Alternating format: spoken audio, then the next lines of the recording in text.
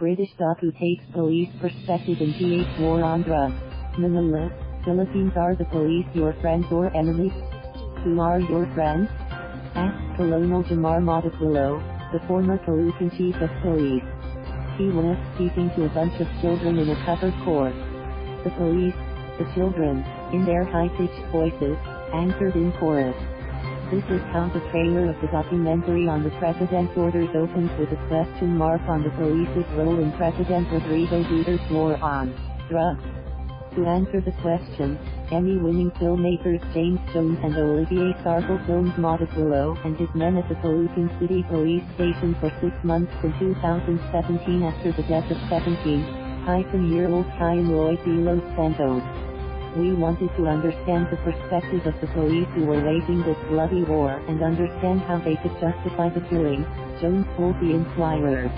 We discovered that they genuinely believe the deaths are worth it and that the drug war is working. Full access. The British filmmakers had full access to the operations of the police force and the city they protected. The result is a visually stunning film that Variety called a vivid drug war immersion. Jones and Sarbil bring viewers to the ground where law enforcers patrol and conduct drug operations. They also focus their camera on the families who lost loved ones in the war on drugs. At the center of the film is the tough disciplinarian Modequillo, the man who executed the orders of the president in Caloocan. He reveled in his nickname, mananabas, left square bracket cutter, right square bracket, and even had it engraved on his pistol. Like many of his men, he was a big fan of Duterte and believed the drug war was achieving results. Jones said. Trigger discipline. He was surprised that the police allowed the team to film during operations. But Jones said the infamous station opened its doors to reshape its image to the public after the outcry over the death of Delos Santos. During the 6-month shooting, Jones said his group saw 2 deaths from armed encounters. This was due to the police's restraint that Modequillo called trigger discipline on operations.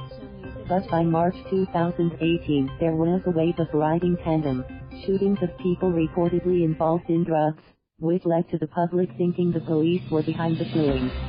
There was a feeling that the police's killing had just gone underground, Jones said. Modequillo denied the theory that policemen were the unknown assailants on motorcycles, but he told the filmmakers there would always be black sheep in the force. In the film, one police officer said, "President Duterte really hates drugs. A drug addict or drug pusher. That kind of person has no place here. That's their choice. They don't want to live anymore. They want to live in hell already." Shocking justification. While the president has repeatedly voiced his zero tolerance on illegal drugs, Jones said the police's brazen and matter-of-fact justification would be shocking to international audiences. In the film, police officers were seen conducting operations in full combat gear. Jones said that on occasion the public was clearly terrified and the police took some pleasure in that. The families of the drug war victims were puzzled why their loved ones were targeted in police operations.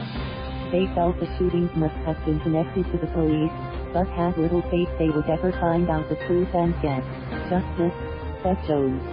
On the President's Orders, produced by Frontline PBS and Art Production, was shown on TV and streaming platforms.